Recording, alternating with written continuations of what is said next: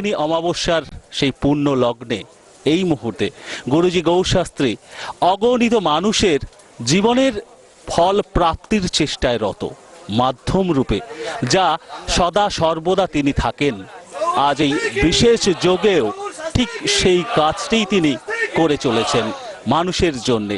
ঠিক যে পথ তাকে তার পিতা কামাখ্যা সাধক শ্রী মহেন্দ্র চক্রবর্তী মহাশয় দেখিয়েছিলেন, তার আশীর্বাদ মাথায় নিয়ে মানব কল্যাণে এভাবে বিভিন্ন যোগে তার ছুটে যাওয়া বিভিন্ন পীঠে ঠিক আজকের এই ফলহারিণী অমাবস্যার পুণ্য লগ্নে এই মুহূর্তে তারাপীঠের মহা শ্মশান ভূমিতে গুরুজি গৌরশাস্ত্রী।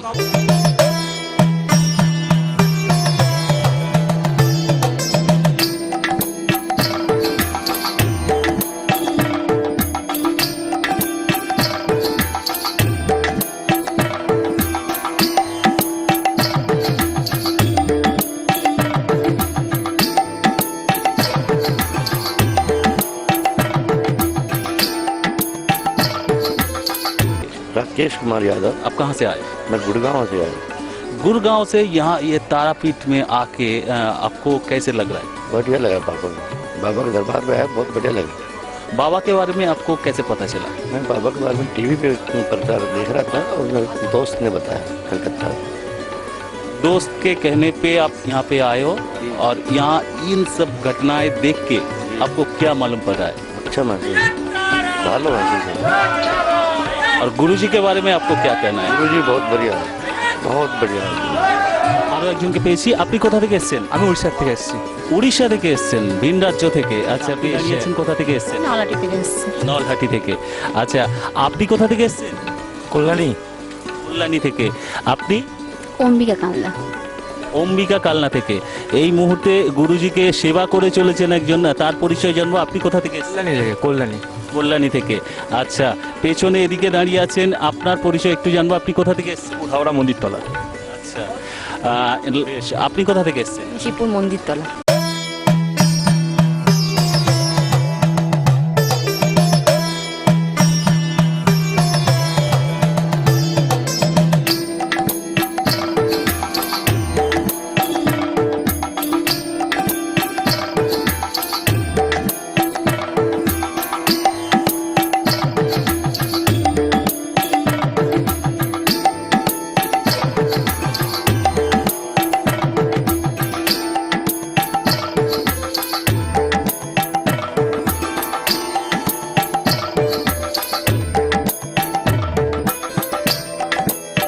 সত্যিকারে তাদের জীবনে গুরুজি গৌরশাস্ত্রী কতটা ফল দিতে পেরেছেন, এই মুহূর্তে আমার সঙ্গে যিনি আছেন তার নাম পরিচয় একটু জানবো। স্বপন মুখার্জি, সোদপুর, কলকাতা থেকে এসেছি। গুরুজি গৌরশাস্ত্রী আপনার জীবনে কি ফল দিয়েছে বলে আপনি মনে করেন? আমার ফল বলতে আমার একটা মেয়ে, গুরুজিকে না পেলে হয়তো আমি মেয়েটিকে হারাতাম। আমার মেয়ের 3 থেকে 4 মাসের মধ্যে যে কন্ডিশন করে দিয়েছিল এবং আরও অন্য অন্য অ্যাস্ট্রোলজারের কাছে যাওয়াতে বলেছিল আমাকে 2 দিন বাঁচবে, কেউ বলছে 3 দিন বাঁচবে। শেষমেশ আমি গুরুজির কাছে নিয়ে আসি এবং সেই গুরুজি ঠিক করলেন। আজকে গুরুজি আমার কাছে, আমি তার আমার জায়গায় এসে বলছি গুরুজি আমার কাছে ভগবান। গুরুজির জন্য আমার মেয়ের জীবন আবার আমি ফিরিয়ে পেয়েছি। সব মানুষকে বলি আসুন, খুব খুব ফল পাবেন আপনারা। আমি তো সত্যি খুব ফল পেয়েছি। অনেকে বিরূপ সমালোচনার দৃষ্টিভঙ্গিতে বলেন যে এই যে কথাগুলো বলা হয় সেটা নাকি আদৌ সত্যি নয়, আপনি আপনার জীবন দিয়ে বলছেন সেটা সত্যি। তাদের উদ্দেশ্যে আপনার কিছু বলার আছে? দেখুন, লোকে বলে কুসংস্কার, ডাক্তার দেখিয়েছি, ডাক্তার যা যা রিপোর্ট করতে বলেছে সেগুলো করেছি, সেগুলো সব ওকে, কোনো কিচ্ছু পাইনি। এবার আমার তখন কি মনে হবে যে না এটা করলেই ঠিক, এবং তাই আলটিমেটলি তাই হলো। এটা করলাম, মেয়ে একদম সুস্থ, এখন তার কিচ্ছু নেই। তার এমন অবস্থা হয়েছিল, মুখ থেকে গাছের শিকড় বেরোতো, মুখ থেকে লাল কাপড়ের টুকরো বেরোতো, মুখ থেকে ব্লেডের টুকরো বেরোতো। এগুলো কেউ বিশ্বাস করে না, সেটাই শাস্তিদির এখানে আসার পরেই একদম ঠিক। এখন মেয়ে 4 মাস ধরে খুব সুস্থ, ভালো পড়াশোনাও করছে, খেলাধুলাও করছে, একদম সব দিকে ভালো।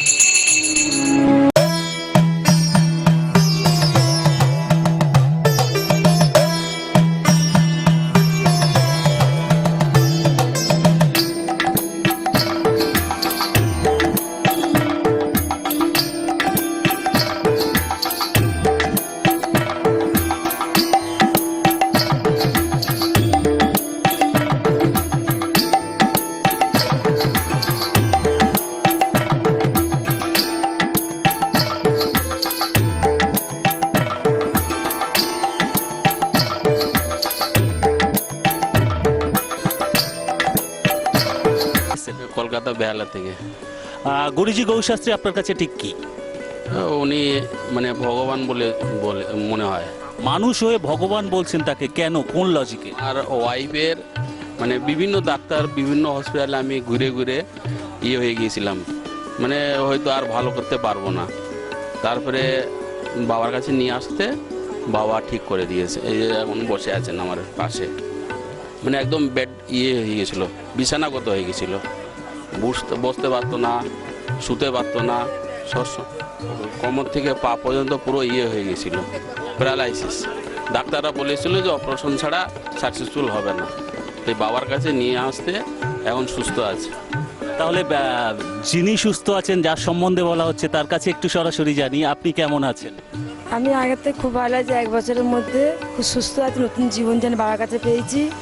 বাবাকে আমি বাবা মনে করি, ভগবান মনে করি, তার আমার কাছে খুবই আমি ভালো আছি। আমার জন্য আমার দিদির মেয়েকেও নিয়ে এসেছি, দিদির ছেলেকেও নিয়ে এসেছি, আমার দাদাকেও নিয়ে এসেছি। দাদা খুবই ভুগছিল 1 বছর ধরে, হাসপাতাল ডাক্তার অনেক কিছু কারবারে যাচ্ছে না। আমি বললাম এখানে চলো, গেলে বাবার কাছে ভালো হবে। দাদা সুস্থ হয়ে পুরো এখন দিবি কাজ ফাজ সব করছে।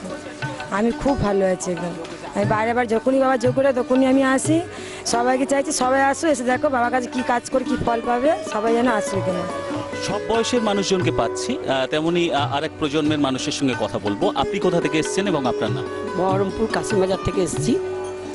আপনি কি ফল পেয়েছেন গুরুজি গৌশাস্ত্রীর কাছে? আমি ওনার কাছ থেকে মারাত্মক ফল পেয়েছি। কি পেয়েছেন?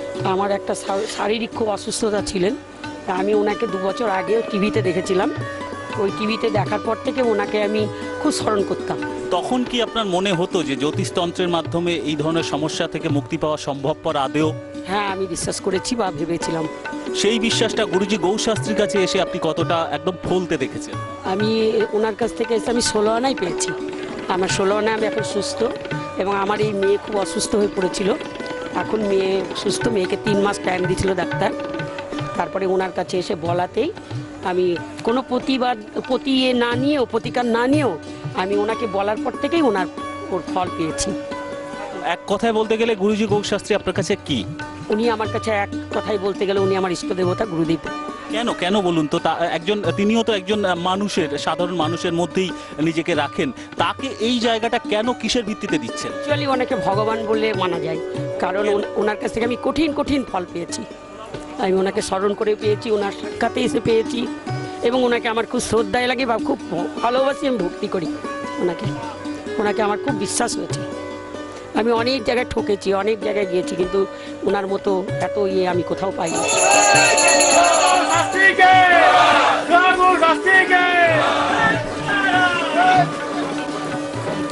দূর দূরান্ত থেকে মানুষজন ছুটে এসেছেন তাদের মনের সেই ফল প্রাপ্তির আশা নিয়ে গুরুজি গৌশাস্ত্রীর কাছে। কে কোথা থেকে ছুটে এসেছেন সেটা একটু সকলের জন্য জানার চেষ্টা করি না। আপনি কোথা থেকে এসেছেন? আমি চন্দননগর ভদ্রেশ্বর থেকে এসেছি। আপনার কাছে একটু জানি, আপনি কোথা থেকে এসেছেন? আমি শালবনির থেকে এসেছি। শালবনি থেকে। আচ্ছা, পেছনে আরেকজন রয়েছেন, আপনার একটু জানি, আপনি কোথা থেকে? বালিগঞ্জ থেকে। বালিগঞ্জ কলকাতা থেকে। আপনি কোথা থেকে এসেছেন? বালিগঞ্জ থেকে। আচ্ছা, তোমার কথা একটু জানি, তুমি কোথা থেকে এসছো? শালবনি। শালবনি থেকে। একজন পেছনের সারিতে যিনি আছেন তার কথা, আপনি কোথা থেকে? আমিও শালবনি। আপনি? বনগা থেকে এসেছি। আপনার কথা একটু শুনবো, আপনি কোথা থেকে এসেছেন? টালিগঞ্জ। টালিগঞ্জ।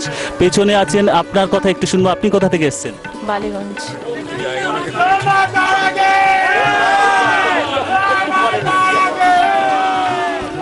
যোগভূমির পাশে এই মুহূর্তে যারা বসে আছেন তাদের মধ্যে থেকে কে কোথা থেকে এসেছেন একটু জানবো। আপনি কোথা থেকে? আমি হরিদেবপুর। কলকাতা হরিদেবপুর। আচ্ছা, ঠিক তার পেছনে যিনি আছেন, আপনার কোথা থেকে আসা হয়েছে? আমি এসেছি যাদবপুর থেকে। আচ্ছা, আপনি কোথা থেকে এসেছেন? বালিগঞ্জ। বালিগঞ্জ কলকাতা থেকে। আচ্ছা, এপাশে আসবো একটু, আপনি কোথা থেকে এসেছেন? কলকাতা গড়িয়ার থেকে। গড়িয়া থেকে। পেছনে যিনি আছেন, আপনি কোথা থেকে? দমদম। দমদম থেকে। কলকাতা। এদিকে আপনি পেছনে আছেন, আপনি কোথা থেকে এসেছেন? চুচুড়া থেকে। চুচুড়া হুগলি থেকে। আপনি? চুচুড়া হুগলি।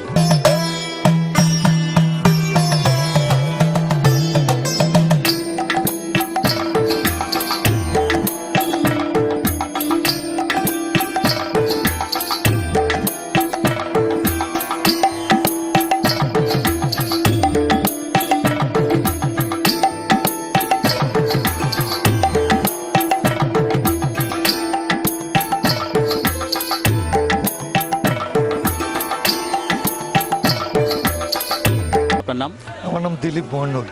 একদম নির্দিষ্ট করে বলুন, বিভিন্ন জায়গায় ঘোরার কথা বলছিলেন, গুরুজি গৌশাস্ত্রীর কাছে এসে আপনি লাইফে কি চেঞ্জ বা কি উপকার পেয়েছেন? আমি একটা আলাদাভাবে মানে আলাদা মাত্রা পেয়েছি, যেটা আমি পরিকল্পনাও করতে পারিনি। কি সেটা? মানে আমার মানে চারিপাশ থেকে আমি বিভিন্ন রকমের জর্জরিত ছিলাম, সেখান থেকে যে একটা মুক্তি পাওয়ার, যে আমি বিভিন্ন জায়গায় গিয়েছি, যাওয়ার পরে এটা দাও ওটা দাও ওটা দাও, মানে গ্রাস করার যে ব্যাপারটা, সেটা ইনির মধ্যে নেই। সেই জিনিসটা সেটা গৌরশাস্ত্রীর মধ্যে আমি পাইনি। চাহিদার কথা বলছেন? হ্যাঁ, অবভিয়াসলি যে আমি কাজ পেয়েছি বলে আজকে আমি গৌরশাস্ত্রীর নামটা নিতে বাধ্য হচ্ছি। গৌশাস্ত্রীর কাছে এই যজ্ঞভূমিতে এত লোকের ভিড়, এটা দেখে আপনার কি মনে হচ্ছে? এটা দেখে মনে হচ্ছে, এটা মানে কি বলবো, যে ভগবানের মানে দান থাকলে যেটা হয় না, আমরা অনেক সময় অনেক কিছু সঠিক জায়গায় গিয়ে খুঁজে উঠতে পারি না। হ্যাঁ, তার যে একটা নিয়াস প্রত্যাশা সব মানুষের মধ্যেই থাকে। তা আমি সবাইকে একটাই কথা বলবো, যে আপনারা একবার আসুন গৌরশাস্ত্রী মহাশয়ের কাছে, সমস্যার সমাধান হবেই হবে, আমি 100% গ্যারান্টি। গুরুজি গৌশাস্ত্রের মাধ্যমে মানুষের এভাবে অকুল আগ্রহে অপেক্ষা করা, তার মধ্যে থেকে সকলের জন্যে, ভক্তদের জন্যে গুরুজির একটু কথা শুনে নেব।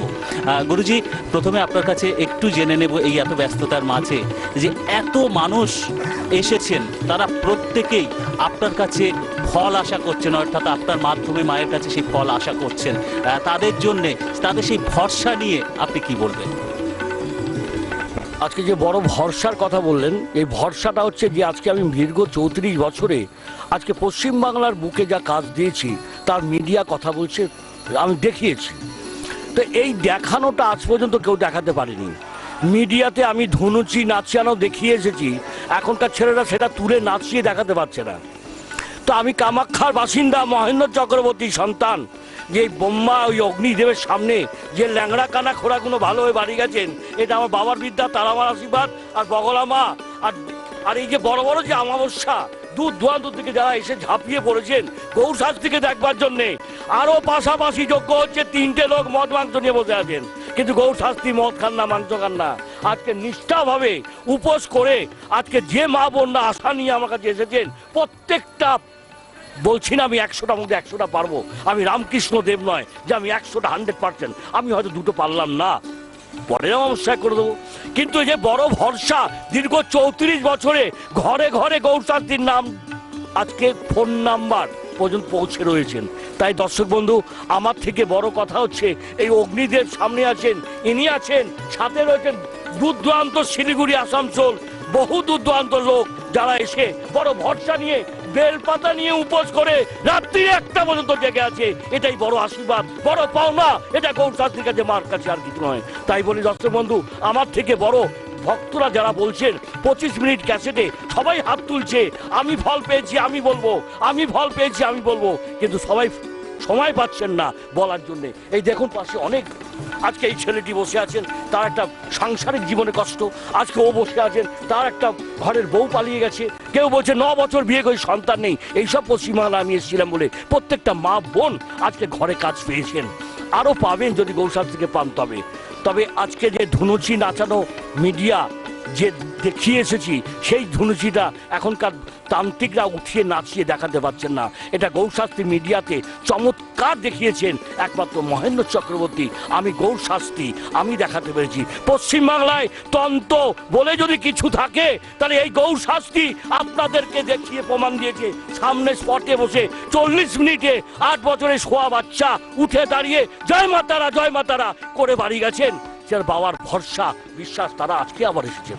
তাই দর্শক বন্ধু, যা বলবো, আজকে ভক্তরা এখানে আছেন, তাদের সামনে শুনে নিন তারা কি পেয়েছেন। এখানে 100 টাকা 500 টাকা দিয়ে ভাড়া করে কাউকে আনেনি, আমাকে জল খাওয়াচ্ছেন, আমায় মিষ্টি খাওয়াচ্ছেন, আমায় সিগারেট খাওয়াচ্ছেন, কিন্তু আমি কাউকে একটা খাওয়াতে পারছি না। কেন? গরিব তান্ত্রিক, আমি বড়লোক তান্ত্রিক না এখনকার মতন মদ মাংস গ্লাস নিয়ে বসে আছি। আমি গরিব তান্ত্রিক, একটা সিগারেটে আমি খুশি হয়ে যাই। তাই দর্শক বন্ধু, এদের মুখে শুনে নিন, আর বাকি কিছু বলার নেই। সামান্য টাইমের ক্যাসেট, আর বেশি হলে আমি অনেক কিছু প্রমাণ দিতাম, স্পটেই দিতাম, এইসব ভালো হচ্ছে, তা দেখতেই পারতেন। নিন। শুধু এক কথায় আপনার কাছে শেষ প্রান্তে এইটুকু একটু জানবো যে অনেক সমালোচক ঠিক এই প্রশ্নবাণটা ছুড়ে দেন, কটূক্তি ছুড়ে দেন যে গুরুজি গৌর শাস্ত্রী শুধু ভাষণটা দেন, বড় বড় কথা বলেন, কাজের কাজ কিছু দিতে পারেন না। আজকে এই অগণিত ভক্ত পরিবৃত হয়ে তারই মাঝে সেই প্রশ্নের উত্তরটা কি দেবেন? আজকে বহু লোক বলছেন তাদেরকে তন্ত্র বিদ্যা এবং যজ্ঞ এবং আহুতি কি জিনিস আমার থেকে শিখে আজকে শ্মশান ভরে গেছে। আমি যখন এই শ্মশানে কাজ করতাম তখন আমি ছিলাম যে নুনের বস্তা পেতে 4টে লোককে নিয়ে যজ্ঞ করতাম। এই যজ্ঞ মিডিয়াতে যখন দেখিয়েছি এখন সবাই যজ্ঞ দেখাচ্ছেন, ওটাও আমার থেকে দেখা, আমার থেকে শেখা। বেলপাতা 108টা লাগে না 80টা লাগে না 83টা লাগে সেটাই তারা জানতেন না। আজকে তারা যজ্ঞতে বসে শোয়া বললে যোগ্য হয় না, স্পটে ভালো করে দেখাতে হবে। আর সমালোচনা, এই সমালোচনা বামদেবও পেয়েছেন, কিন্তু বামদেব ইতিহাস রেখে গেছেন যার চরণে ফুল দিচ্ছি। এরকম ইতিহাস গৌর শাস্ত্রীও পশ্চিমবাংলায় রেখে দিয়ে যাবে যে চরণে ফুল দেবেন, বাকিগুলোকে মেরে তাড়াবেন। এই হচ্ছে গৌর শাস্ত্রী। আমার বিকল্প পশ্চিমবাংলায় একটি ব্যক্তি নেই। আমি নিষ্ঠাভাবে আমি পরিশ্রম করে প্রত্যেককে মা বোনকে কাজ বুঝিয়ে দিই। কারো থেকে কোনো যদি অর্থ নিয়ে থাকি তার 12 আনা আমি তাকে বুঝিয়ে দেওয়ার চেষ্টা করি। তাই দর্শক বন্ধু, সমালোচনা না থাকলে তাহলে তো জগতই চলবে না। আজকে কার সমালোচনা নেই? আজকে ঠাকুর রামকৃষ্ণদেবের সমালোচনা আছে, আজকে বামদেবের সমালোচনা আছে। তাহলে গৌরশাস্ত্রীকে অর্থে মারতে পারবো না, গৌরশাস্ত্রীকে তন্ত্রে মারতে পারবো না, গৌরশাস্ত্রীকে কি দিয়ে মারবো সেটা দেখা দিকেও গৌরশাস্ত্রীকে মারতে পারিনি। তাহলে এরা হেরে গেল। তাই হেরে যাওয়ার মাঝখানেও এত ভালোবাসা জড়িয়ে রয়েছে। আমার কেউ বিশ্বাসই করেনি যে গৌর শাস্ত্রী আজকে পশ্চিমবাংলা বুকে 5 মাস ছিলেন না। এই 5 মাসে বহু মা বোনদের নাকছাবি বিক্রি হয়ে গেছে, কিন্তু কাজ দিতে পারেনি। আজকে সেই জায়গায় বসে থেকে আজকে মা বোনদের কাজ দিতে পারি, সেই গৌর শাস্ত্রী। ধন্যবাদ।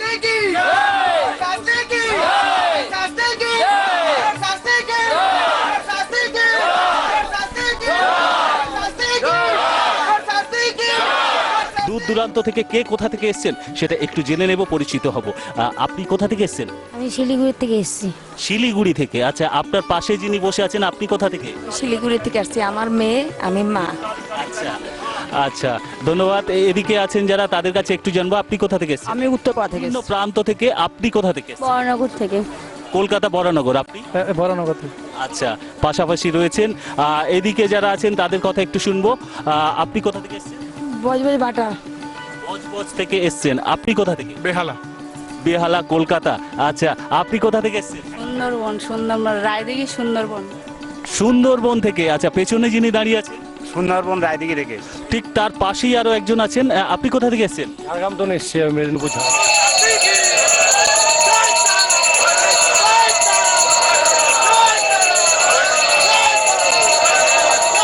আপনার নাম পরিচয় জানবো। আমার নাম কার্তিক বিশ্বাস, আমার হুগলি গোসাইমালিপাড়ায় বাড়ি।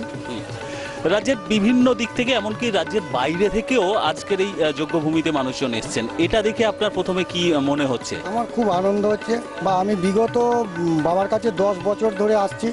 বাবার কাছে আমি অনেক কিছু উপকৃত হয়েছি এসে। বাবা বলেছিলেন কিছুদিনের মধ্যে তুই বাড়ি করবি, বাড়ি করেছি। বাবার কাছে অন্য তান্ত্রিক বা জ্যোতিষীর কাছে গেলে কেউ বলে 10,000 দিতে হবে, কেউ বলে 15,000 দিতে হবে।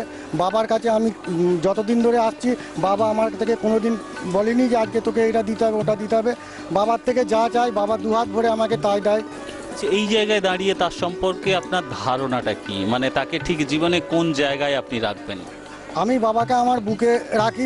আমার যে মোবাইল আমি ব্যবহার করি, মোবাইলের মধ্যে সেবারে আমার বাবাকে সবসময় রেখে দিই। যেখানেই যাই বাবাকে স্মরণ করে যাই, বাবার ফটো সঙ্গে সঙ্গে থাকে। বাবা আমার কাছে ভগবানের চেয়েও অনেক।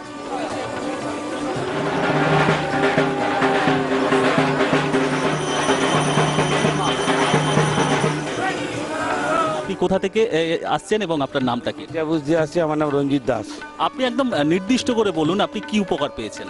আমি আমার ব্যবসা ক্ষেত্রে আমি উপকার পেয়েছি। আমি ব্যবসা ডাউন হয়ে গেছিল, আমি সেখান থেকে অনেকটা উপকৃত পেয়েছি। আমার পরিবারের স্ত্রী একটা বড় রোগ হয়েছিল, সেখান থেকে আমি এনার কাছে উপকৃত পেয়েছি এবং এনার কাছ প্রতি আমার পুরো আস্থা বিশ্বাস, এই ভালোবাসা। আপনার নাম?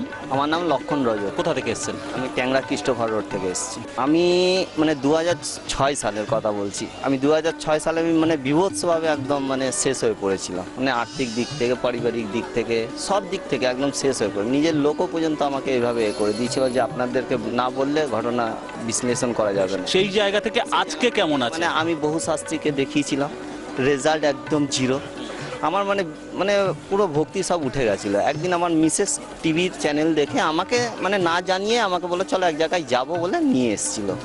তবে যখন বাবার কাছে প্রথম আমি নিজের মানে সঠিক কথা বলছি, যেদিন বাবার রুমে ঢুকিয়েছি সেদিন আমার শরীরের ভেতরে যেন কেমন একটা হয়ে উঠলো। তখনই আমি মনে ভেবেছি নিশ্চয়ই কিছু এর মধ্যে আছে।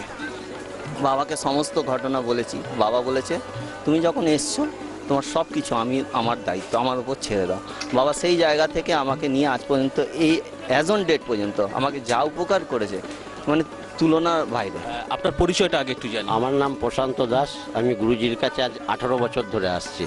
এত বছরের সম্পর্কের মানে কি পেয়েছেন, কেন এতদিন টিকে আছে এই সম্পর্ক? অবস্থায় যেরকম এসেছিলাম, যে অবস্থায় গুরুজি আমার কাজ করে দিয়েছে, তার থেকে আমি এই 18 বছর আজকে অনেক একটা বড় জায়গায় এসে পৌঁছেছি। সব কিছু এই গুরুজির দ্বারাই হয়েছে। তাই সেই কারণে বলবো গুরুজির ওপর ভরসা রাখলে আশা করি কাজ হবে।